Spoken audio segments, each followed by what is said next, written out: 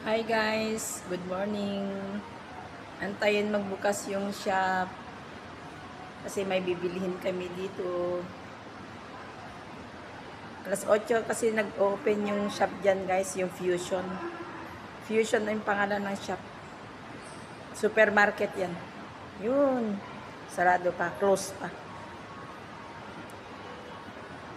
Ito yung ano guys, sa loob ng mall. Yan, andun yung McDonald's. May mga fast food chain dito guys. Gandun sa dulo, may fast food chains. Maluwang to. Yan. Yan, maluwang. Tapos, yun yung Fusion. Doon yung Fusion. Close pa. Open sila ng 8 o'clock. Open sila ng 8 o'clock. Kaya, antayin natin guys.